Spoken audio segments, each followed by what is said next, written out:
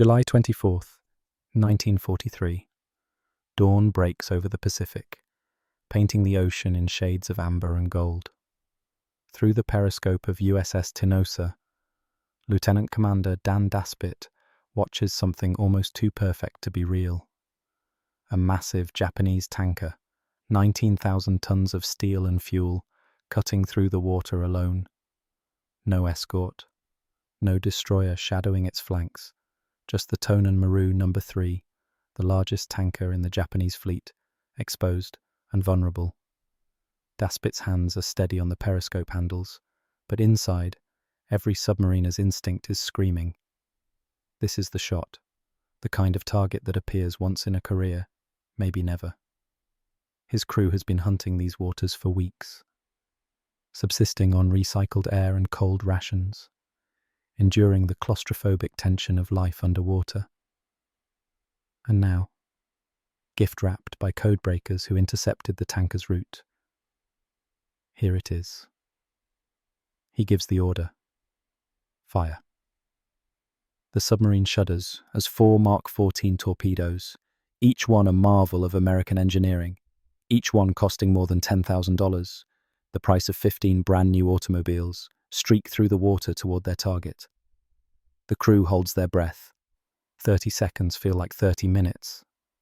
Then, the sonar operator's voice breaks the silence. Impacts. They heard the torpedoes strike the hull, but no explosions. Daspit's eyes narrow. He stays calm, adjusts his approach, and fires again. 2 more torpedoes. This time they explode. The tanker shudders, smoke billowing from its port side. It slows, listing, settling by the stern. His crew erupts in muted celebration. They've learned to keep quiet even in victory. The enemy might be listening. Daspit allows himself a thin smile. Time to finish this. He maneuvers Tinosa into the perfect firing position. Textbook. 90-degree angle, close range, a sitting duck. Over the next hour, he will fire 1 torpedo after another. 9 of them, each one carefully aimed, each one verified to be functioning perfectly before launch, and each one will strike the tanker's hull with an audible clang that echoes through the submarine's steel bones. Not one will explode. By the time a Japanese destroyer arrives, Daspit has fired 15 torpedoes in total. 15. Only 2 worked. He watches through his periscope as the crippled tanker, wounded but defiant, is towed away to safety. His face is stone, but inside, something breaks. When Tinosa surfaces hours later and sets course for Pearl Harbor, Daspit brings 1 torpedo back with him. Just 1. He has questions, and someone is going to answer them. What Daspit doesn't know yet is that he's stumbled into the center of the worst scandal in American naval history.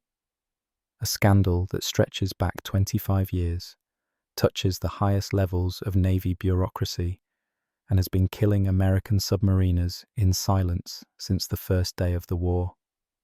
For 2 years, 730 days of combat, the United States Navy has sent its submarines into battle with torpedoes that don't work. And almost nobody knows. This is the story of the Mark 14 torpedo, a weapon so flawed, so catastrophically broken, that it became as dangerous to American crews as it was useless against the enemy. It's a story of brilliant engineering undone by penny pinching, of brave commanders silenced by arrogant bureaucrats, of men who went to war with the best technology in the world and discovered, too late, that it was all a lie. It's a story about what happens when the people at the top refuse to listen to the people dying at the bottom. And it begins long before Dan Daspit watched his torpedoes bounce off that tanker like pebbles. To understand the Mark 14 torpedo scandal, you have to go back before Pearl Harbor, before the submarines even left port, back to the 1920s when the weapon was barely a blueprint on a Navy engineer's desk. The Mark 14 was born from lessons learned in blood during World War I. The previous war had shown that torpedoes were devastatingly effective. German U-boats had sent hundreds of Allied ships to the bottom of the Atlantic. But the old Mark X torpedoes the Navy had been using since World War I were showing their age. They were shorter, simpler, and increasingly obsolete as ship designs evolved. The Navy wanted something better, something that could defeat the armoured warships being built by Japan and other potential adversaries.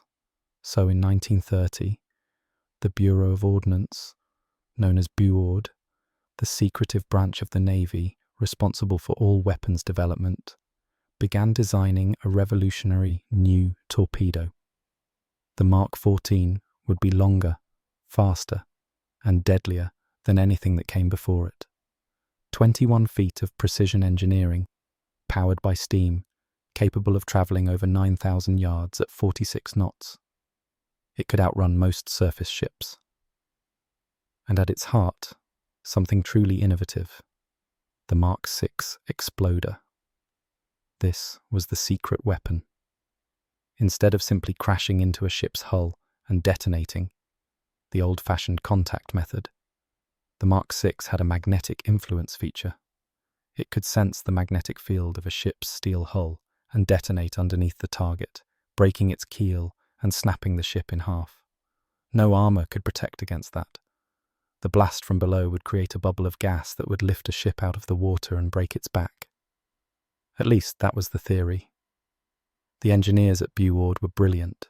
They'd created something genuinely cutting edge. But there was a problem.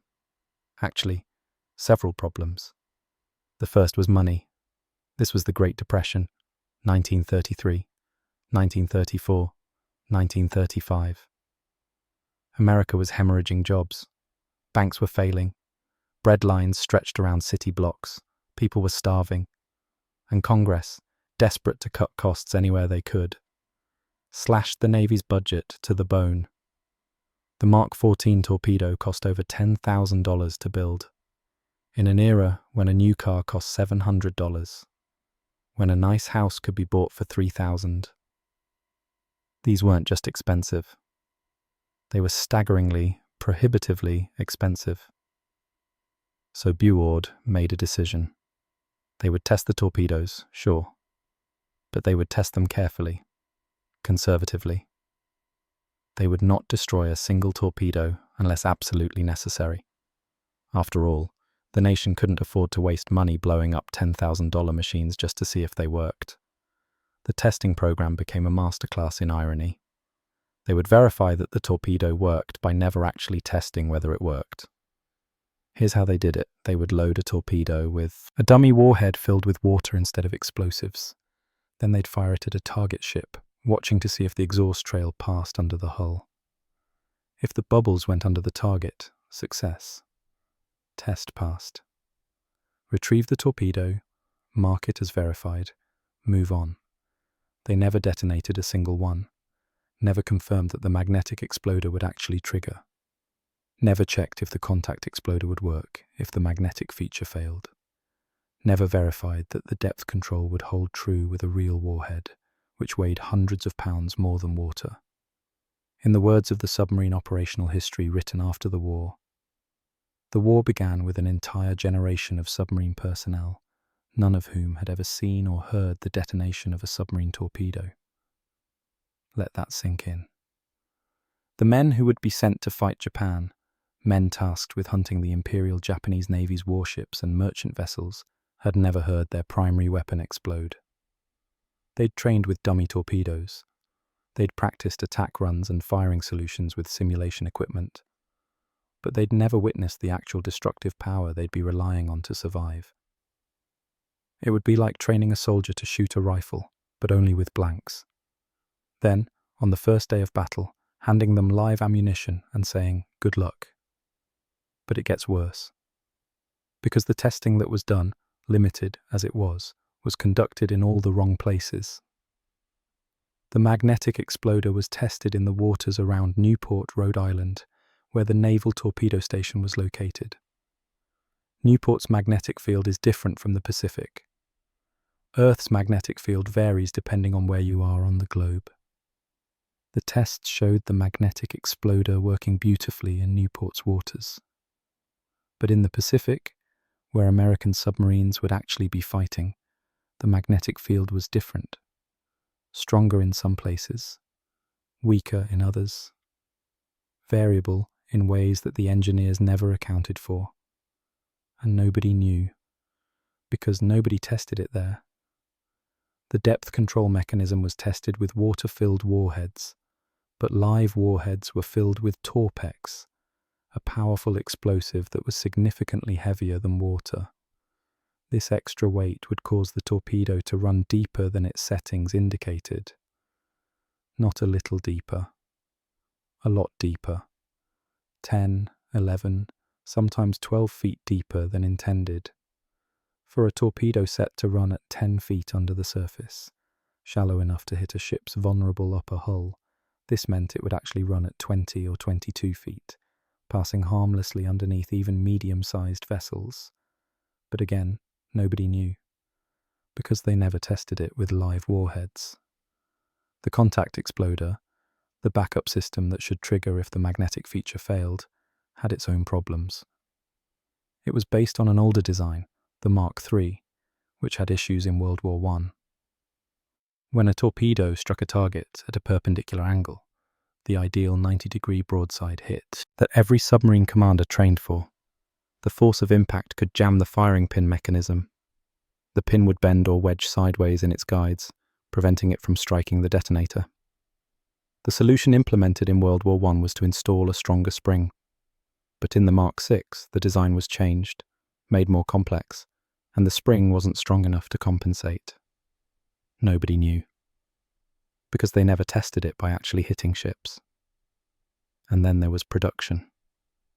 The Mark XIV was so complex, so precisely engineered, that even with 3 naval torpedo stations working overtime, they could barely produce 2 torpedoes per day by 1937. When war broke out in Europe in 1939, the Navy tried to ramp up production. But it was too late. By December 7th, 1941, when Japanese bombers appeared over Pearl Harbor, the entire United States Navy had only a few hundred Mark XIVs in inventory. Many submarines went to war carrying the older Mark Xs. Some carried a mix.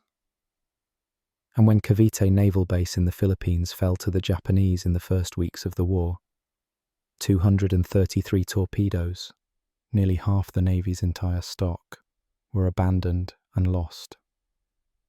The submarines of the Pacific Fleet were being sent to hunt the most powerful navy in Asia, and they were critically low on ammunition. Ammunition that didn't work. But nobody knew that yet. December 7th, 1941. Pearl Harbor burns. The Arizona settles to the bottom. The Oklahoma capsizes. 2,400 Americans die. And 5 hours later, as smoke still rises from the wreckage, Navy headquarters issues an order that changes everything. Unrestricted submarine warfare against all Japanese shipping. It's a massive shift. For decades, American submarine doctrine focused on scouting and supporting the fleet. Submarines were seen as stealthy scouts, operating carefully on the edges of major surface actions. They practiced cautious tactics. The Navy's training emphasized following procedure, being prudent, avoiding unnecessary risks. Submarine commanders who took chances were reprimanded. The ones who played it safe got promoted. But now, suddenly, the mission is different. Sink everything. Merchant ships, tankers, troop transports, warships. Blockade Japan. Strangle their supply lines. It's a strategy that makes perfect sense. Japan is an island nation, dependent on imported oil, steel, and raw materials. Cut those arteries, and the empire dies. But for the submarine commanders, it means throwing out the playbook and learning a completely new kind of warfare. Attack aggressively. Take risks. Get close. Kill. The submarines of the Pacific Fleet set out with determination burning in their hearts. They'd seen what the Japanese did to Pearl Harbor. They'd heard about the fall of the Philippines, the brutal battles in the Pacific. They wanted revenge, and they had the Mark 14 torpedo, the most advanced submarine weapon in the world, to deliver it. So they hunted, and they fired, and their torpedoes failed. 7 days after Pearl Harbor, an American submarine spots a Japanese tanker, perfect target. The commander, who had previously served with Bureau and knew as much about the Mark 14 as anyone in the fleet, sets up his attack carefully. 1,000 yards range. Textbook approach. He fires. The torpedo runs true, straight and perfect, and then detonates 450 yards short of the target. The tanker sails away untouched. The commander knows immediately what happened. Premature detonation. The magnetic exploder triggered too early, probably from the tanker's magnetic field influencing it at distance. He suspects the magnetic feature is too sensitive, so he does something that's technically against orders. He deactivates the magnetic exploders on his remaining torpedoes, relying only on contact detonation. Then he attacks again. The torpedoes still don't work. Frustrated, knowing something is deeply wrong but not understanding what, he fires off a message to Commander Submarines, Southwest Pacific, Comsub Sauersbach, explaining that he disobeyed orders by disarming the magnetic detonators. He apologizes, but he adds his suspicion. The torpedoes are running too deep, or the contact exploders aren't working, or both. He requests permission to conduct test firings against fish nets to check the depth settings. His reward for this initiative? A reprimand, and a visit from a Bureau officer who inspects his ship, reviews his crew's procedures, and concludes that the problem is not the torpedo. The problem is the crew. They're doing it wrong. The torpedoes are perfect. Learn to use them correctly. The commander goes back to sea, silenced and humiliated. But the problems continue. Another submarine, USS Skipjack, attacks a Japanese freighter. 3 torpedoes fired. All 3 miss, despite perfect firing solutions and calm seas. The captain goes ballistic. He's not going to accept this. He surfaces, an incredibly dangerous move, exposing his submarine to enemy fire, and chases the freighter down, sets up another attack at 1,350 yards, fires 2 more torpedoes in bright moonlight. Both miss. He surfaces again, and by now the freighter has spotted him. They exchange fire. In the ensuing battle, he launches 2 more torpedoes. One is a clean miss. The other explodes 500 yards short of the target. 7 torpedoes, 0 hits, against an unarmed freighter. Across the Pacific, submarine after submarine reports similar failures. Torpedoes exploding prematurely. Torpedoes running underneath targets without detonating. Torpedoes striking enemy ships with audible clangs and bouncing off harmlessly. One captain watches through his periscope as his torpedo hits a tanker at anchor. He can see the impact, see the steel-on-steel collision, and nothing happens.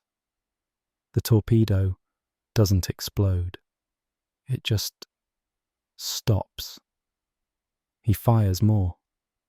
Same result.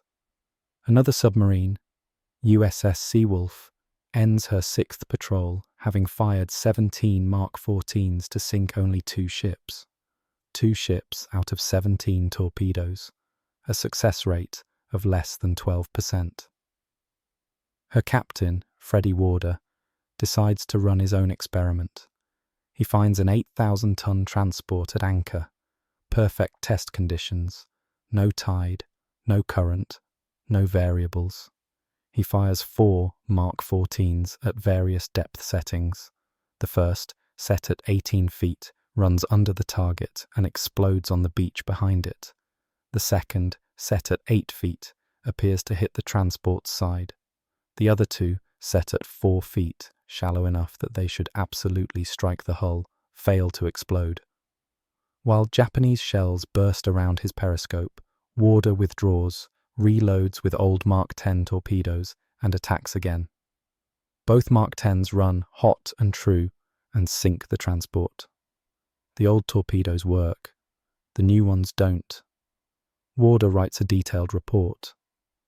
Other captains write similar reports. They're meticulous, professional, data-driven. They include observations about depth settings, premature explosions, towed impacts. They request investigations. They beg for help. Their reports go up the chain of command to the regional submarine commanders. And the regional submarine commanders send the reports to Buord. And Buord says no. The torpedoes are fine. The problem is the submarine commanders. They're too cautious. They're not following procedures correctly. They're making excuses for their own inadequacy. The Mark 14 is a triumph of American engineering, tested and verified. If it's not working, it's because the men using it are incompetent. Some submarine commanders are relieved of duty. Others are promoted to desk jobs. The ones who stay quiet and don't complain get to keep their commands. A culture of silence descends over the submarine force. You don't talk about torpedo problems. You don't question Buord. You just do your best, hope your torpedoes work, and if they don't, you doctor your patrol reports to hide the failures. You claim ships are bigger than they were to justify using more torpedoes. You exaggerate damage assessments. You lie, because telling the truth gets you removed from command. Meanwhile, the war goes on. Japanese convoys sail unmolested. Troop transports deliver soldiers to battlefronts. Tankers carry oil to fuel the Imperial Navy. And American submarines, crewed by some of the bravest men in the Navy, hunt desperately with weapons that betray them at every turn. 1942. Submarines in the 3 Pacific regional commands fire 1,442 torpedoes. They claim to have sunk 211 ships, totaling nearly 1.3 million tons. After the war, when captured Japanese records are analysed, the truth emerges. They actually sank 109 ships, totaling 42,000 tons, less than half the ships they claimed. A tiny fraction of the tonnage. The Mark 14 torpedo, the weapon that was supposed to win the submarine war, has turned the Pacific Fleet submarine force into a paper tiger. And still, Buord insists nothing is wrong. But there's one man who refuses to accept that. One man who has the rank, the experience, and the sheer stubbornness to take on the most powerful bureau in the Navy. His name is Charles Lockwood, and he's about to start a war within the war. Rear Admiral Charles Lockwood is not a man who accepts excuses. He's a submariner to his core, started his career in 1914 with the A-2, the Navy's second submarine. He's commanded subs. He's led submarine divisions. He knows these boats, knows these men, knows what they're capable of. And in May 1942, when he becomes commander, Submarines, Southwest Pacific. Comsub So Espak. He inherits a force that's bleeding morale from 1,000 invisible cuts. He reads the patrol reports, every single one. And what he reads makes his blood boil. Brilliant attack runs, perfect firing solutions, targets caught unaware, and then nothing. Duds, premature explosions, misses that shouldn't be possible. He sees the pattern immediately. This isn't incompetence. This is something systemic. Something wrong with the weapon itself. Lockwood is based in Fremantle, Australia, thousands of miles from the bureaucratic fortresses of Washington, D.C. That distance gives him freedom. Nobody's looking over his shoulder. Nobody can stop him from asking questions. So he starts investigating, quietly at first. He talks to his submarine commanders privately, gets their honest assessments, without the fear of reprimand. What he hears confirms his suspicions. The torpedoes are failing in specific, consistent ways. This isn't random. This is a design flaw. The first problem he tackles is the depth control. Multiple submarine commanders have reported watching their torpedoes pass underneath targets that should have been hit. If a torpedo is set to run at 10 feet depth, it should stay at 10 feet. But they're not. They're going deeper. The question is, how much deeper? Lockwood needs data, real data, so he orders tests. Not the sanitized, budget-conscious tests that Buord ran in Newport. Real tests, with live torpedoes, in combat conditions. He finds a submarine with a particularly vocal captain, Commander Tyrell Jacobs of USS Sargo, and gives him clearance to conduct experiments. Jacobs fires torpedoes at different depth settings through measured nets, carefully recording exactly where each one passes through. The results are shocking. The torpedoes are running 10 to 11 feet deeper than their depth settings indicate. 10 to 11 feet. That means a torpedo set to run at 6 feet, shallow enough to hit a destroyer or cruiser, is actually running at 16 to 17 feet, deep enough to pass completely under most targets. The submarines have been firing blind, their weapons diving beneath the enemy like stones skipping under the surface. Lockwood now has proof. Documented, measured, undeniable proof. He compiles a report and sends it to Buord with a simple request. Fix this. Buord's response is a masterpiece of bureaucratic deflection. They acknowledge there might be minor calibration issues. They suggest it's probably due to regional water temperature variations. They promise to look into it. Eventually, when time permits. In the meantime, submarines should simply adjust their depth settings to compensate. Set the torpedoes shallower. Problem solved. Lockwood is furious, but he's practical. If Buord won't fix the torpedoes, he'll fix them himself. He issues new guidelines to his submarine commanders. Set your torpedoes 4 feet shallower than you think you need. Aim high. Compensate for the depth control error. It's a band-aid on a bullet wound, but it's something. And for a while it helps. Sinkings increase. Not dramatically, but enough to show progress. Enough to give the submariners hope that maybe, finally, they have a weapon that works. But the torpedoes are still failing, still exploding prematurely, still hitting targets and not detonating.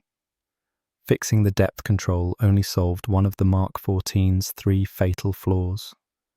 2 more remain, and they're killing submarines. Because here's the thing about premature detonations.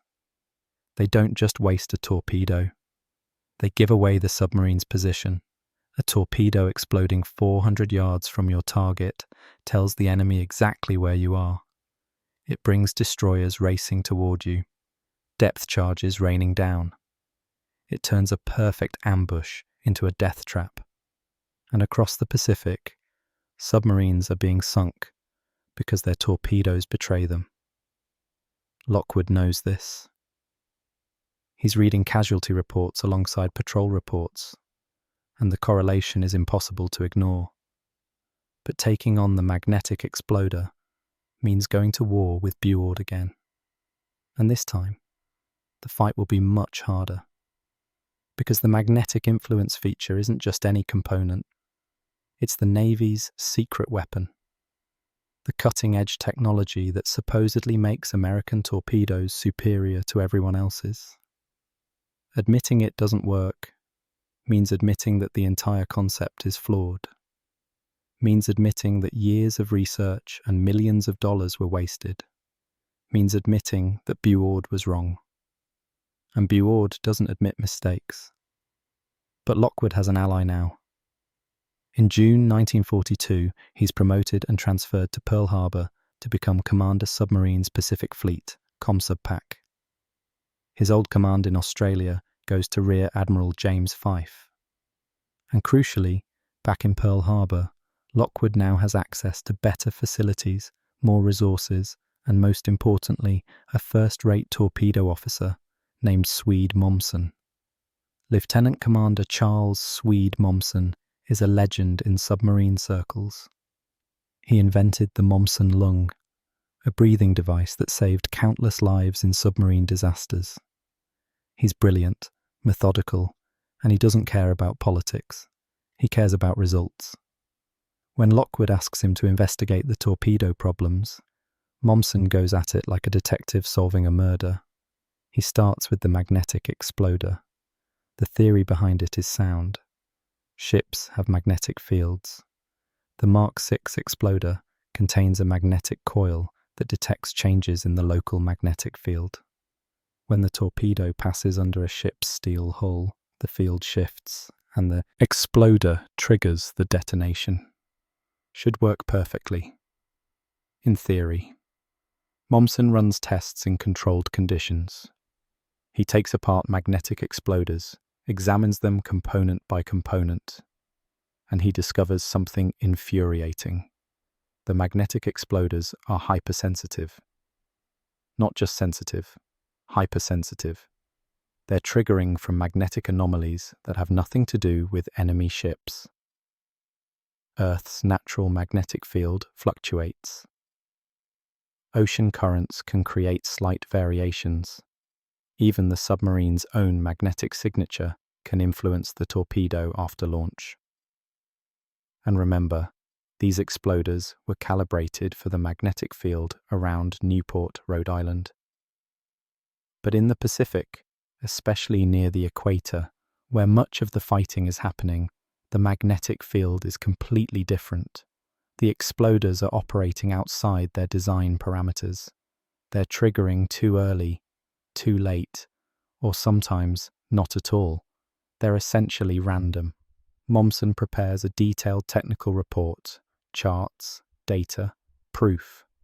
He recommends that the magnetic influence feature be deactivated until it can be properly recalibrated for Pacific conditions. Lockwood forwards this to Bureau with his strongest endorsement. Bureau rejects it. The magnetic exploder is classified technology, they argue. The tests conducted by Mommsen weren't comprehensive enough. The problem is more likely with the submarine's magnetic signatures interfering with the torpedoes. More study is needed. Until then, the magnetic feature stays active. Lockwood has had enough. In his region, Pearl Harbor and the Central Pacific, he has the authority to override Bureau. So he does. On June 24, 1943, he issues an order. All submarines under his command will deactivate the magnetic influence feature of their Mark VI exploders. From now on, they'll rely solely on contact detonation. It's a direct challenge to Bureau's authority. It's essentially Lockwood saying, "I don't care what you think, I'm protecting my men." And it works. Sort of. Premature explosions drop dramatically. Submarines can attack without immediately giving away their positions. But the torpedoes still aren't sinking ships. Because even with the magnetic exploder turned off, the contact exploder is broken, and that's where USS Tinosa comes in. July 24th, 1943. We're back where we started. Daspit and his crew hunting the Tonan Maru. 15 torpedoes fired. Only 2 explosions. By now you understand the context. You know about the depth control problems. Daspit has compensated for those, setting his torpedoes shallow. You know about the magnetic exploder. Daspit has it deactivated.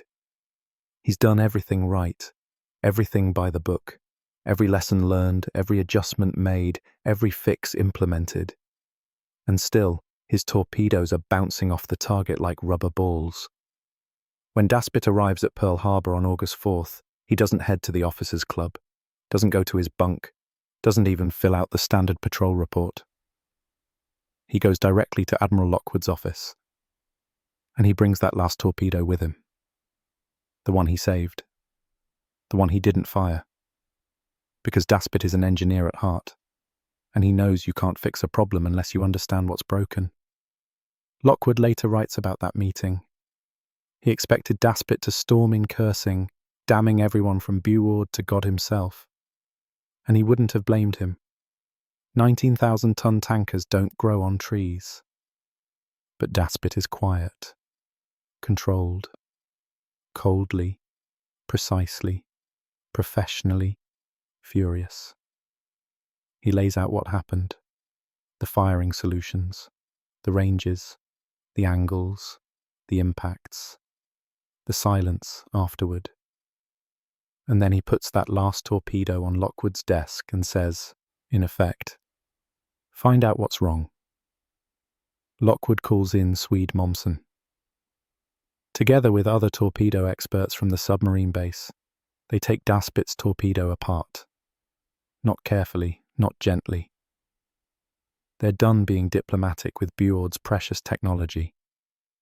They disassemble it completely, examining every component, every spring, every pin, every mechanism. And they find it. The third fatal flaw. The contact exploder in the Mark VI is designed with a firing pin mechanism that's supposed to trigger when the torpedo strikes a target.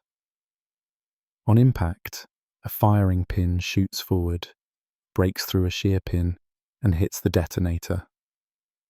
Simple concept, should be foolproof, but the implementation is a disaster. When a torpedo hits a target at high speed, especially at a perpendicular 90-degree angle, the deceleration forces are enormous. The torpedo goes from 46 knots to 0 in a fraction of a second. Everything inside experiences massive inertial shock, and in that instant, the firing pin mechanism, which is aligned perpendicular to the torpedo's direction of travel, gets slammed sideways. The pin bends, it jams in its guides. The spring isn't strong enough to overcome the binding force, so the firing pin never reaches the detonator. The torpedo hits, stops, and nothing happens. Ironically, this means the torpedoes are most likely to fail in exactly the scenarios submarine commanders trained for. The perfect shot, the broadside hit at 90 degrees, the textbook attack, those are the ones that produce duds. Oblique hits at shallower angles, where the inertial forces are less extreme, have a better chance of detonating. But those are the shots that submarine commanders are taught to avoid, because they're less likely to hit in the first place. The Mark 14 torpedo literally works best when you use it wrong. Mommsen documents everything: photographs, diagrams, detailed technical notes. He designs a fix: lighten the firing pin assembly, use aluminum instead of steel, strengthen the spring, and add redundancy to the mechanism. It's not complicated. It could be implemented in days. He prepares yet another report, even more detailed than the others, and Lockwood sends it to Buord with a note that essentially says, "We've found the problem. We've designed the fix. Approve it. Now." Buord's response is to conduct their own tests. They fire torpedoes at armoured plates anchored underwater. They confirm Mommsen's findings. The contact exploder is indeed failing in broadside hits. They verify that his proposed fix works, And on August 1st, 1943, they finally authorized the modifications. It took 20 months of war, 20 months of submarines hunting with broken weapons, 20 months of enemy ships escaping, 20 months of American submariners dying without the ability to fight back effectively. But now, at last, the Mark 14 torpedo actually works. The change is immediate and dramatic. In September 1943, just 1 month after the fix is implemented, submarine sinkings of Japanese shipping double, then triple. By the end of the war, American submarines will sink 55% of all Japanese vessels lost, over 1,100 merchant ships, totaling more than 5 million tons. They'll cripple Japan's merchant marine, strangle their oil supply, and make a major contribution to the Allied victory in the Pacific, all with torpedoes that, for the first 2 years of the war, barely worked at all. But here's the question that haunts this story. Why did it take so long? The Mark 14 torpedo scandal isn't really about the torpedo. It's about institutional failure. It's about what happens when bureaucracy protects itself instead of serving the people it's supposed to support. It's about ego, secrecy, and the deadly consequences of refusing to admit mistakes. BORD wasn't staffed by villains. They were engineers, officers, professionals who genuinely believed they were doing the right thing. But they were trapped in a system that made failure impossible to acknowledge. The Mark 14 was their flagship project. Years of research, millions of dollars. The Navy's premier submarine weapon designed to give America an edge over Japan. Admitting it was broken meant admitting they had failed. Meant admitting that the testing program was inadequate. Meant facing questions about why live fire tests were never conducted. Meant watching their careers crumble. So they didn't admit it. They deflected. They blamed the submarine commanders. They questioned the data. They delayed. They demanded more tests. They hid behind classification and secrecy. And while they protected their reputations, men died. This wasn't unique to BORD. It wasn't even unique to World War II. This is a pattern that repeats throughout history. Organizations, especially military organizations, develop defensive immune systems. When confronted with evidence that something is wrong, they instinctively protect the organization, rather than fixing the problem. The submarine force had no representation in Washington, no Bureau of Submarines to advocate for them. They were scattered across 3 regional commands, with no central coordination. BORD controlled the weapons, controlled the information, and controlled the narrative. And the submarine commanders, the men actually fighting the war, had no power. They could file reports, but BORD controlled who saw those reports and how they were interpreted. They could conduct their own tests, but BORD could dismiss those tests as unauthorized or unscientific. They could complain, but complaining got you relieved of command. The system was designed to flow information upward, but not to allow action based on that information. This is why Lockwood was so important. He had rank, he had authority, he had the credibility to challenge BORD without being dismissed as just another complaining submarine captain. And he had the stubbornness to keep pushing even when every door was slammed in his face. Without Lockwood, and Momsen, and the other officers who supported him, the torpedo problem might have persisted even longer. But even with Lockwood's efforts, it took 20 months. 20 months during which the Navy had overwhelming evidence that the Mark 14 was broken. Evidence in the form of patrol reports from dozens of submarines. Evidence from controlled tests conducted in the field. Evidence from captured Japanese vessels with unexploded American torpedoes embedded in their hulls. The information was there. but the system couldn't process it. There's another layer to this tragedy: the torpedo shortage. Remember, by 1942, submarines had fired 1,442 torpedoes, but the Navy's entire inventory at the start of the war was in the low hundreds. Even with expanded production, they couldn't keep up with demand. So submarine commanders were hesitant to waste torpedoes on testing. They needed every torpedo for actual combat operations. Admiral Thomas Withers, who commanded Pearl Harbor submarines before Lockwood, refused to authorize deactivating the magnetic exploder, partly because the torpedo shortage meant they couldn't afford to conduct proper tests. It was a vicious cycle. They couldn't test because they didn't have enough torpedoes. But they couldn't build enough torpedoes fast enough because the production process was so complex. This was a failure that cascaded through multiple levels. Congressional budget cuts in the 1930s meant inadequate testing. The Depression-era frugality meant corners were cut. The complexity of the Mark 14 meant production was slow. The secrecy around the magnetic exploder meant even submarine commanders didn't fully understand how it worked.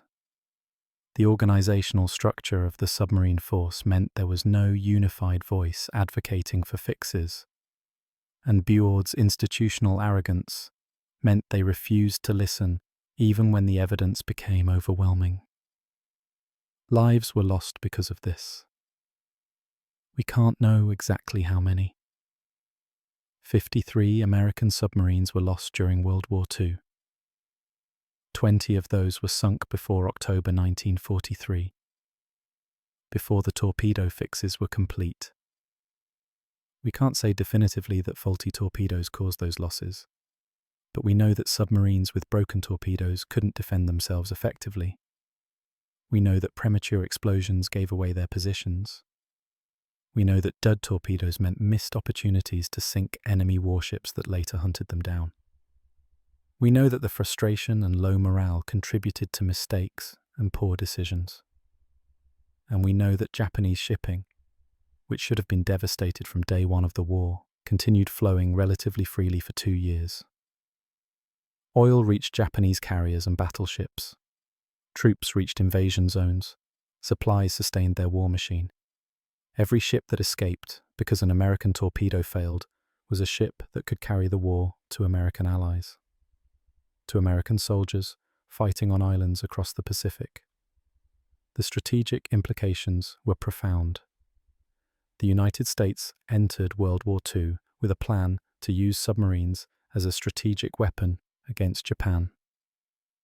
Blockade the home islands, strangle their economy, make it impossible for them to sustain the war. It was a good plan. It would eventually work brilliantly. But for 2 years, that plan was crippled by broken torpedoes. 2 years during which Japan consolidated their Pacific conquests. 2 years during which they fortified island positions. 2 years during which American forces had to fight bloody campaigns that might have been avoided if the submarine blockade had been effective from the start. Imagine a different timeline.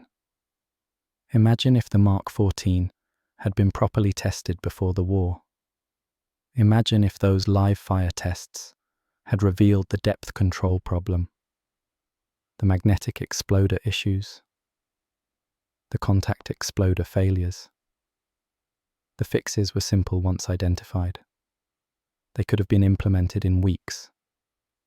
American submarines could have entered the war with weapons that actually worked. How many ships would have been sunk in those first 2 years? How many Japanese troop transports would never have reached their destinations? How much oil would never have fueled their fleet?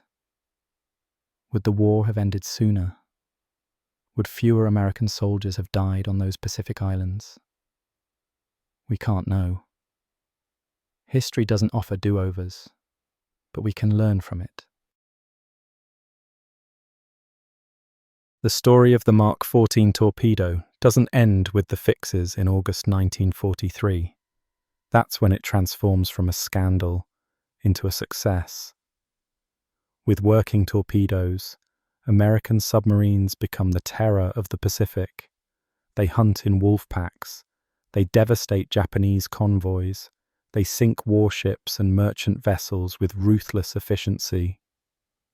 USS Tinosa, the submarine that helped expose the contact exploder problem, goes on to have a distinguished career. After leaving Pearl Harbor with fixed torpedoes, Daspit and his crew sink ship after ship. They become one of the top-scoring submarines of the war. Daspit earns multiple commendations and promotions. The frustration and rage he felt that day in July 1943 transforms into vindication. His decision to save that last torpedo, to bring evidence back rather than just filing another report, was the tipping point. It gave Lockwood and Mommsen the ammunition, literal and figurative. They needed to force Buord's hand. Lockwood continues as ComSubPac throughout the war, overseeing the submarine campaign that ultimately helps bring Japan to its knees. After the war, he writes books about submarine warfare, and in them, he doesn't mince words about the torpedo scandal. He calls it one of the worst failures in American naval history. He names names, details the bureaucratic obstruction, and ensures that the lessons aren't forgotten. Swede Mommsen is awarded the Legion of Merit for his work solving the torpedo problem. But more importantly to him, he saves lives.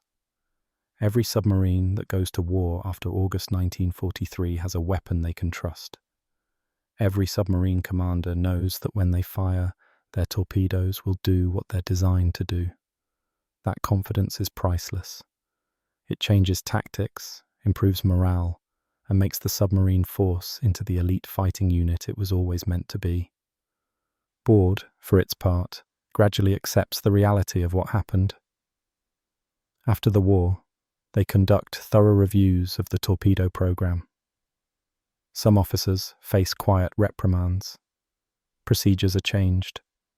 Testing protocols are completely overhauled. Future weapons systems are subjected to rigorous live-fire tests before deployment. The institutional culture slowly shifts from defensive secrecy to transparent accountability. Slowly. Bureaucracies don't change easily, but the lessons of the Mark 14 torpedo scandal become case studies in military academies, taught to future officers as an example of what not to do. The Mark 14 itself, once fixed, becomes a reliable and effective weapon. It remains in service until 1980, almost 40 years after it first went to war. Several foreign navies adopt it. The problems that plagued it early in World War II become footnotes in its history. Most people today, if they've heard of the Mark 14 at all, know it as the torpedo that won the Pacific Submarine War. Which is true, but incomplete. The Japanese, meanwhile, suffer catastrophically from the effective American submarine campaign. By the end of the war, their merchant marine is virtually destroyed. Over 60% of their tankers are sunk. Supply lines collapse. Island garrisons starve. The home islands run critically low on oil, steel, and food. The blockade that was supposed to start in December 1941 finally becomes fully effective in 1944 and 1945. And it works exactly as planned. Japan's industrial capacity withers. Their navy, starved of fuel, becomes increasingly immobile. Their air force can't train new pilots. Their economy implodes. In the end, American submarines sink more Japanese vessels than all other US forces combined. They account for 55% of Japanese ship losses, while representing only 2% of the Navy's total force. It's one of the most successful strategic campaigns in naval history, and it's only possible because, eventually, the torpedoes work. But those first 2 years cast a long shadow. The submariners who fought through them, who went on patrol after patrol with weapons they couldn't trust, who watched enemy ships escape, who returned to port with stories of torpedoes that should have worked but didn't. Those men carry that experience forever. Some of them don't survive to see the torpedoes fixed. Some of them die with the last thought being, if only the torpedo had worked. That's the real cost of the scandal. Not just the ships that escaped, not just the strategic delays. The cost is measured in the submariners who went to war knowing their most important weapon was unreliable and went anyway. Because that's what they signed up for. That's what duty demanded. They couldn't fix the torpedoes themselves. They couldn't force Bureau to listen. All they could do was keep hunting, keep fighting, keep hoping that maybe this time, this one time, the torpedo would work. Courage isn't the absence of fear. It's acting despite fear. And those submarine crews displayed a form of courage that's hard to fully appreciate. They climbed into steel tubes, submerged into an environment that could kill them in seconds if anything went wrong, hunted enemy warships that could blow them out of the water, and relied on weapons that failed more often than they worked. And they did it patrol after patrol for 2 years, until finally the people in power listened and fixed what was broken. There's a broader lesson in the Mark 14 torpedo scandal, one that extends far beyond submarines or World War II. It's about the relationship between the people who design systems and the people who use them, about the distance between theory and reality, about what happens when feedback loops break down. Military history is full of similar stories. Weapons that look great on paper but fail in the field. Tactics that work in training but collapse in combat. Technologies that test perfectly in controlled conditions but prove useless in the chaos of war. The Mark 14 isn't unique. What makes it particularly striking is how long the problems persisted and how much evidence had to accumulate before action was taken. In the modern world, we'd like to think we've learned these lessons. We have better testing procedures, more rigorous evaluation processes, greater accountability. But the fundamental dynamic remains. Organizations still resist acknowledging their mistakes. Institutional pressure still silences dissent. Bureaucratic inertia still delays necessary changes. The technology is different. The scale is different. But human nature and organizational behavior haven't fundamentally changed. Consider modern military procurement. Weapons systems still go over budget, behind schedule, and sometimes fail to meet their performance requirements. Fighter jets that cost hundreds of millions of dollars, but have oxygen system problems. Rifles that jam in desert conditions. Body armor that doesn't stop the rounds it's supposed to stop. Each time there's an investigation. Reforms are promised. And sometimes the reforms actually happen. But the pattern repeats. Or look beyond the military. Corporations that ignore quality control problems until there's a disaster. Government agencies that dismiss warnings about infrastructure failures. Tech companies that push products to market without adequate testing. The pharmaceutical industry's occasional scandals involving drugs that weren't properly vetted. The financial sector's periodic meltdowns caused by risks that analysts warned about, but executives ignored. The Mark 14 torpedo scandal is a microcosm of a larger truth. Hierarchical organizations, especially large ones, have a natural tendency to prioritize self-preservation over self-correction. When confronted with evidence that something is wrong, the immediate institutional response is often to defend, deflect, and delay. Not because the people involved are malicious, but because admitting error feels like failure, and failure threatens careers, budgets, reputations, and power. Breaking through that defensive wall requires several things. It requires people at the bottom, the actual users, the frontline workers, the people dealing with reality, to document problems clearly and persistently. It requires people in the middle, the Lockwoods and Momsons, to have the courage and authority to advocate upward. It requires people at the top to be willing to hear bad news and act on it, even when acting means admitting that previous decisions were wrong. And it requires a culture that values truth over comfort. The submarine force eventually got all of those things aligned. It took too long. It cost too much. But it happened. And when it did, the results were dramatic.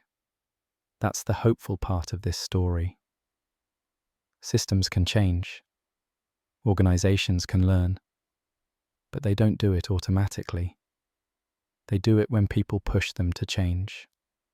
When individuals decide that protecting truth is more important than protecting feelings or reputations. Daspit didn't have to bring that last torpedo back to Pearl Harbor.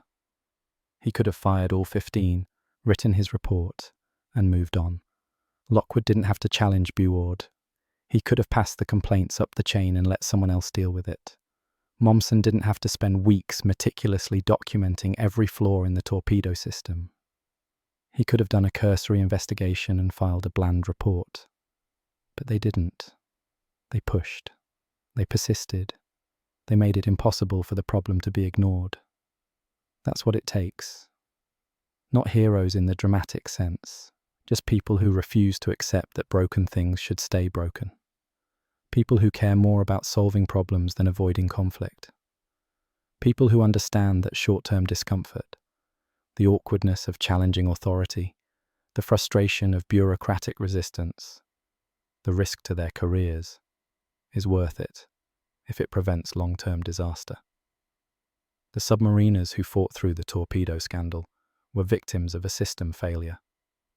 But they were also the force that eventually fixed that system. Their reports, their complaints, their refusal to stay silent, their insistence that something was wrong, that's what created the pressure that eventually forced change. If they had accepted Buord's explanations and blamed themselves, if they had stayed quiet to protect their careers, the problems might never have been solved. The American submarine campaign might have remained ineffective throughout the war. Japan might have sustained their war effort longer. The outcome of the Pacific War might have been different. One broken weapon, one bureaucratic failure. But the consequences ripple outward, affecting strategy, affecting campaigns, affecting the entire course of a war. And the solution came not from the top down, but from the bottom up.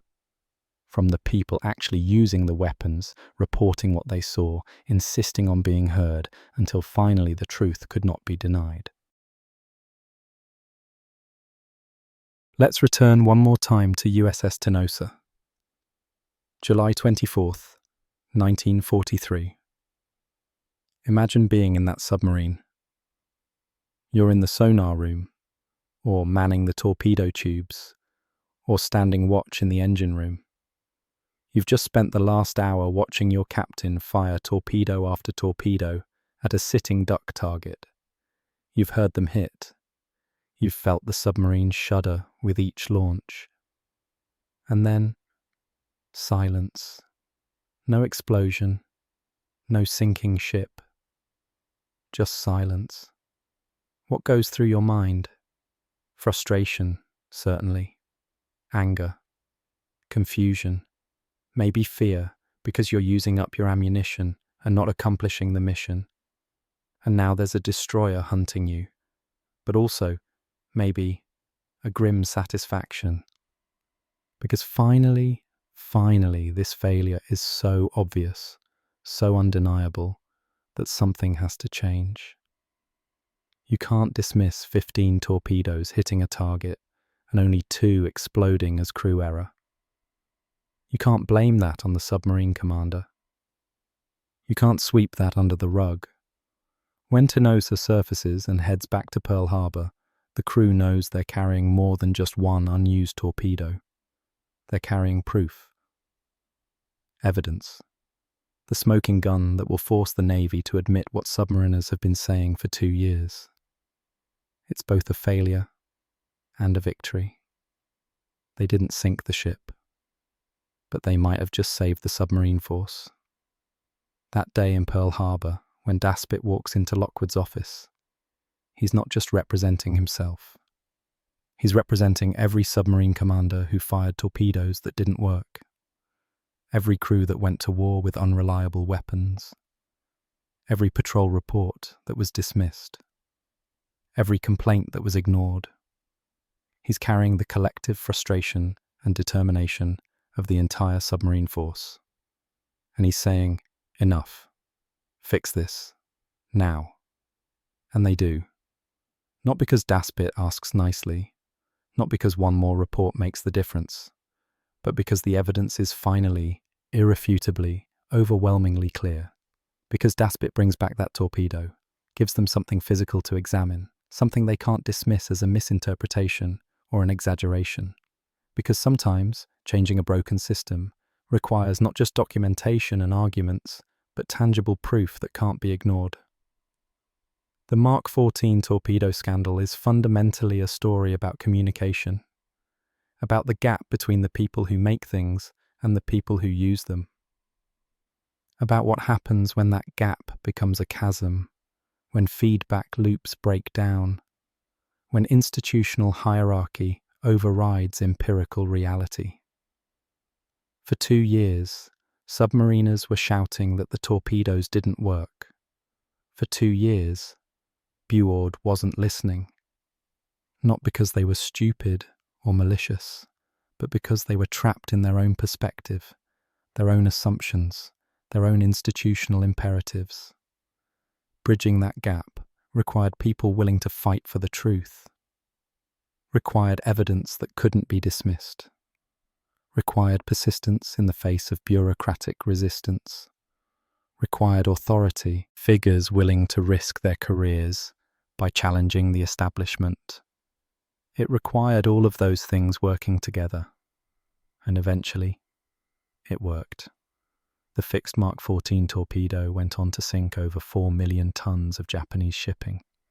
It became one of the most successful submarine weapons in history, but its early failures and the institutional dysfunction that allowed those failures to persist remain a cautionary tale, a reminder that good intentions, brilliant engineering, and confident assertions are not substitutes for rigorous testing and honest communication.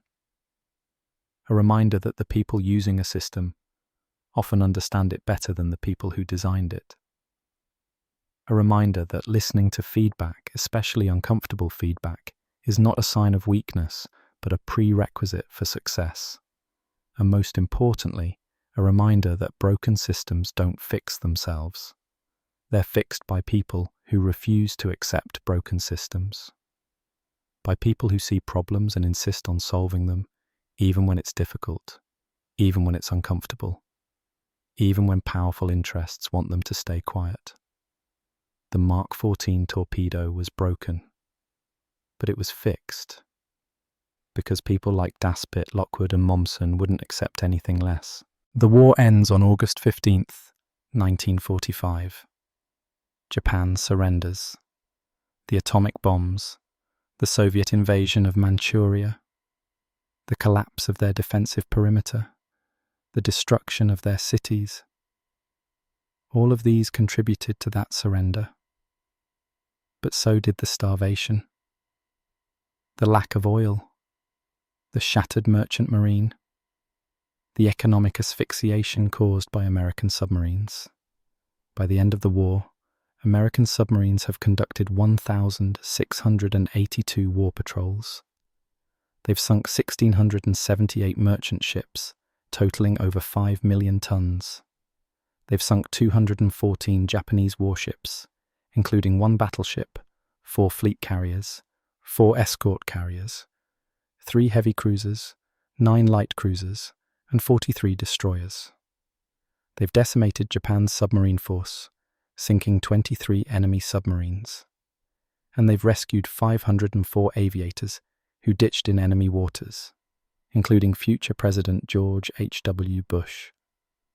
These achievements came at a cost. The submarine service has the highest casualty rate of any branch of the American military in World War II. 52 submarines are lost. 3,505 men die. 1 in 5 submariners who goes to war doesn't come home. It's a brutal statistic, a reminder of how dangerous submarine warfare is, even in the best circumstances. And for the first 2 years of the war, circumstances were far from the best. How many of those casualties were affected by the torpedo problems? We can't know precisely. But we know that every submarine that went to war before October 1943 did so with a significant disadvantage. Every patrol conducted with unreliable torpedoes was a patrol where American submarines couldn't defend themselves as effectively, couldn't sink targets as efficiently, couldn't accomplish their missions as successfully. The torpedo scandal didn't just affect the war against Japan, it affected the men who fought that war. In the decades after World War II, the Mark 14 torpedo scandal becomes a case study. It's taught at the Naval Academy. It's discussed in military history courses. It's analysed in books and documentaries. Each generation of naval officers learns about it, studies what went wrong, and hopefully internalises the lessons. Don't assume your weapons work without testing them. Listen to the people using those weapons in the field. Create organisational structures that allow bad news to travel upward. Prioritise solving problems over protecting reputations. Value empirical evidence over theoretical assumptions. These seem like obvious lessons, but they weren't obvious in 1941. And judging by how often similar scandals emerge in different contexts, they're still not fully internalized today. The Mark 14 torpedo scandal isn't ancient history. It's a template, a warning, a reminder that the dynamics that caused it, institutional inertia, bureaucratic defensiveness, the silencing of dissent, the gap between theory and reality, are always present, always threatening to turn small problems into catastrophic failures. But it's also a reminder that those dynamics can be overcome. That persistent advocacy matters. That individual courage matters. That refusing to accept broken systems matters. Daspit could have fired all his torpedoes and sailed away angry. Lockwood could have passed the buck to Washington. Mommsen could have done a superficial investigation. But they didn't. They pushed. And because they pushed, thousands of torpedoes that followed worked correctly. Hundreds of Japanese ships were sunk that might have escaped. Thousands of American submariners went to war with weapons they could trust. The war effort was strengthened. Lives were saved. 1 submarine. 1 patrol. 1 decision to bring back evidence instead of just filing a report. That's how change happens. Not through grand gestures or dramatic speeches, but through individuals deciding that the truth matters more than convenience, that solving problems matters more than avoiding conflict, that the mission matters more than their own comfort. The Mark 14 torpedo scandal is ultimately a human story. Not a story about technology or engineering or weapon systems, but about people. People who designed a flawed weapon, because they were constrained by budgets and assumptions. People who used that weapon and suffered because of its flaws. People who documented those flaws and fought to have them acknowledged. People who resisted acknowledging them because of pride and bureaucratic incentives. And people who eventually fixed them because they cared more about winning the war than winning arguments. All of these people were doing what they thought was right. Bureau engineers genuinely believed the Mark 14 was well designed. Submarine commanders genuinely believed it was broken. Both were right in their own contexts. The disconnect came from lack of communication, lack of testing, lack of feedback. The resolution came when those gaps were finally bridged. In the end, this story is about how complex systems, whether military organizations, corporations, or governments, can fail despite being staffed by intelligent, well-intentioned people, and about how those failures can be corrected when individuals within the system refuse to accept failure as permanent. It's not a comfortable story. It doesn't offer easy villains or simple heroes, but it's a true story, and it's a story worth remembering. Picture the ocean at sunset. The same waters where USS Tinosa hunted, where the Tonan Maru sailed damaged but surviving, where thousands of submarines crisscrossed in deadly patrols. The sun dips toward the horizon, painting everything in gold and red. The water is calm now, peaceful. It's hard to imagine that beneath that tranquil surface, a war was fought. Ships sank. Men died. Torpedoes that should have worked didn't, and then did. Somewhere out there, on the ocean floor, lie the wrecks of submarines that might have survived if their weapons had worked from the start. Beside them, the wrecks of Japanese ships that would have been sunk years earlier if the torpedoes had been properly tested before the war. All of them are silent now, monuments to a conflict that ended 80 years ago. Monuments to courage, to sacrifice, to human error, and to eventual triumph. The men who fought through the Mark 14 torpedo scandal are mostly gone now.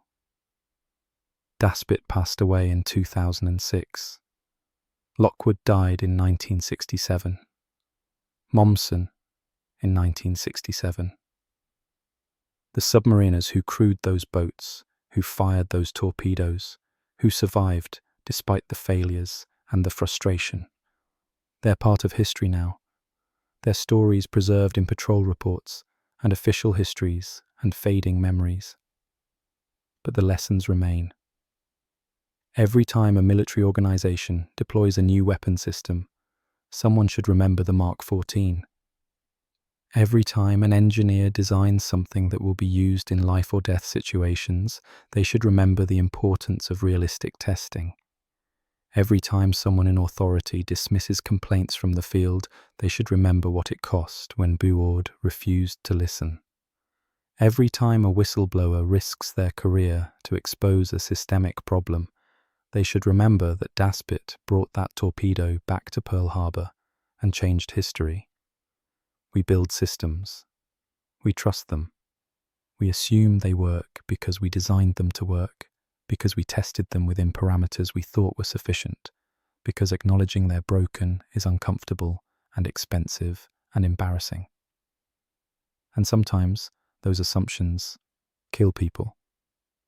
Not deliberately, not maliciously, but inevitably, when the gap between assumption and reality grows too large. The Mark 14 torpedo scandal is a story about that gap, about what happens when it exists, how much damage it causes, and what it takes to finally close it.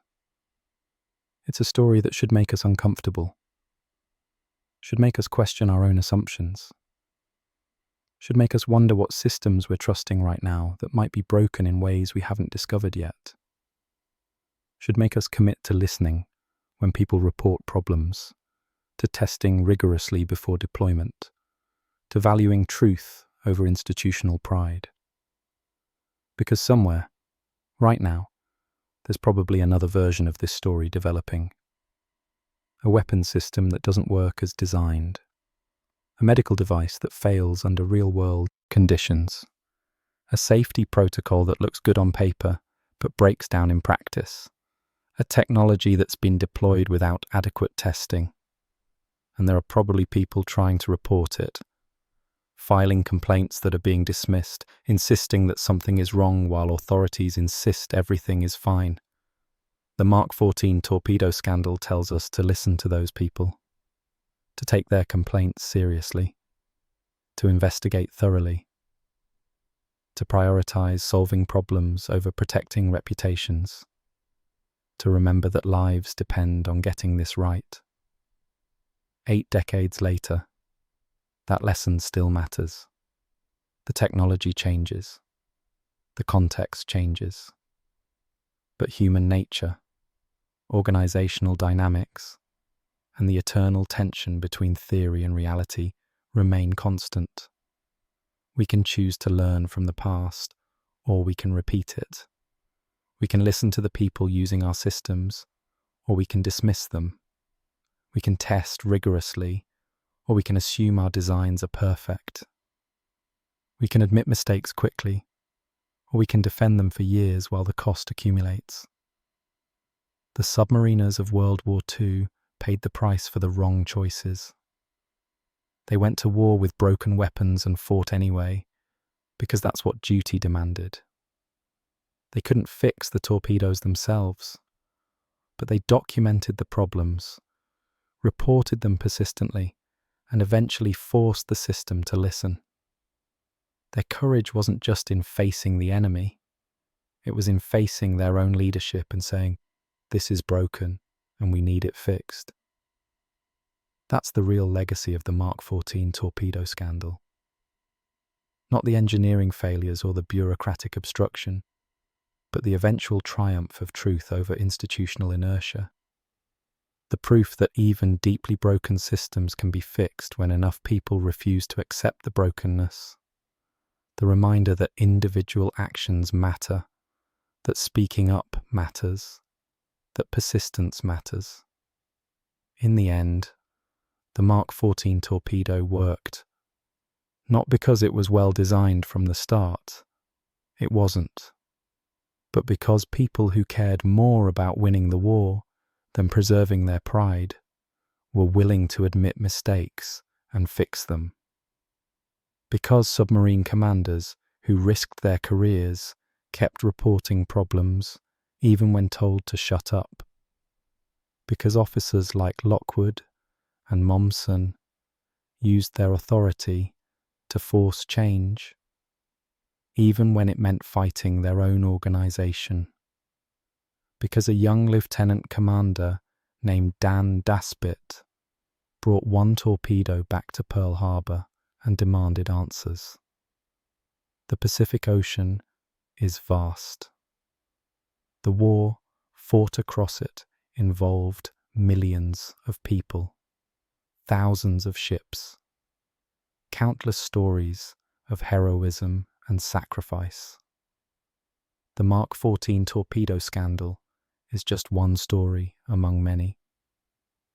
But it's a story that echoes, that teaches, that reminds us that even in our most sophisticated systems, even with the best intentions, we can fail profoundly if we don't listen, don't test, don't admit when we're wrong. The sunset fades, the ocean darkens, and somewhere beneath those waves, the ghosts of submarines past patrol their eternal courses, their stories preserved in history, their lessons waiting for those willing to learn them. They went to war with broken weapons and fought anyway. They survived, or they didn't, but they forced the change that needed to happen.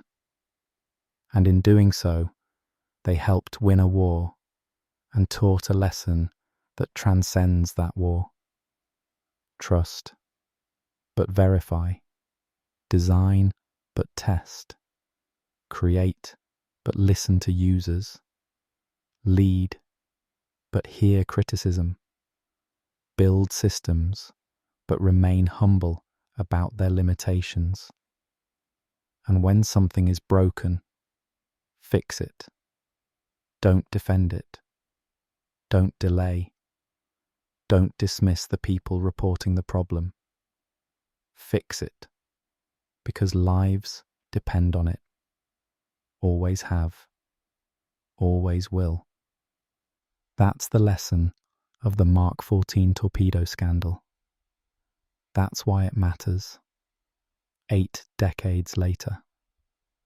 That's why we remember it, study it, teach it to new generations. Not to assign blame or celebrate failure, but to honor the people who fought through it and to commit ourselves to doing better. The torpedoes work now. They worked after August 1943. They sank ships and helped win a war and served with distinction for decades. But for 20 months, they were broken. And that's the story we need to remember. Not because it makes us feel good, but because it makes us vigilant. Because it reminds us that our assumptions can kill. Because it shows us that speaking truth to power matters. Because it proves that persistence can overcome institutional resistance. Because it demonstrates that even catastrophic failures can be corrected if we're willing to face them honestly. Dan Daspit fired 15 torpedoes at the Tonan Maru. Only 2 exploded, but he brought one back. And that one torpedo, examined and dissected and understood, helped fix thousands more. One decision, one action, ripples that spread across the Pacific and changed the course of the war. That's how change happens. That's how broken systems get fixed. That's how individual courage translates into institutional improvement. One person refusing to accept the unacceptable. One report filed honestly. One torpedo brought back for examination. One truth insisted upon until it can no longer be denied. The sun has set. The ocean is dark. But somewhere, dawn is breaking.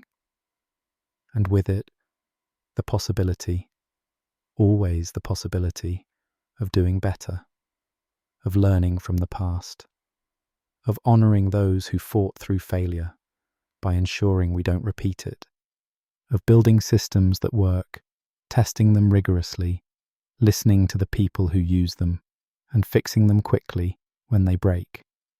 That's the legacy of the Mark 14 torpedo scandal. Not the failure, but what came after. Not the broken weapons, but the determination to fix them. Not the institutional resistance, but the eventual acceptance of truth. Not the cost paid, but the lessons learned. And the ocean rolls on, keeping its secrets and its stories, waiting for the next generation to learn what the last one had to discover the hard way, that our tools are only as good as our willingness to test them, our systems only as strong as our commitment to fixing them, and our organizations only as effective as our courage to speak truth within them. The Mark 14 torpedo scandal is over. The war is over. The men who fought it are mostly gone. But the story lives on. Because it has to. Because we need it. Because somewhere, someone is making the same mistakes again. And maybe, just maybe, if we remember this story, we can catch those mistakes sooner. Before 20 months pass. before lives are lost, before the cost becomes unbearable. That's why we tell this story. That's why it matters. That's why, 80 years later, we still remember the day Dan Daspit fired 15 torpedoes at the Tonan Maru and only 2 exploded. Because that day changed everything. Because that day, finally, the truth could not be denied. Because that day, the long fight to fix a broken system reached its tipping point. And because that day reminds us that individuals matter, that persistence matters, that speaking up matters, that bringing evidence matters, that refusing to accept broken systems matters. All of it matters. Every report filed, every complaint voiced, every test conducted, every truth spoken, all of it adds up. All of it pushes the system toward change, until finally, inevitably, the system changes. The torpedoes work, the war is won, and the lesson endures. Test your weapons, listen to your people, admit your mistakes, and fix what's broken. Always fix what's broken. Because that's the difference between failure and success, between loss and victory, between honourable death and preventable tragedy. The Mark 14 torpedo scandal taught that lesson in the hardest way possible. Through frustration and failure, through wasted patrols and missed opportunities, through the sacrifices of men who fought with broken weapons because duty demanded it and they had no choice. They paid the cost. We inherit the wisdom, and we have a choice. Learn from it or ignore it. Honour their sacrifice by doing better, or dishonour it by repeating their struggles. Build systems that work, or build systems that fail. Listen to warnings, or dismiss them. Choose truth, or choose comfort. They chose duty. They chose persistence. They chose truth, even when truth was uncomfortable. Even when truth was dangerous to careers and reputations. Even when truth required years of fighting against institutional resistance. They chose truth. And eventually, truth won. That's the story. That's the lesson. That's why we remember. The ocean is dark now, but dawn always comes. And with it, the chance to do better, to be better, to build better, to honour the past by learning from it, not by repeating it. The Mark 14 torpedo was broken, but it was fixed, because people refused to accept anything less. And that refusal, that stubborn, persistent, courageous refusal to accept broken systems, that's what makes all the difference. That's what changes history. That's what wins wars. That's what matters.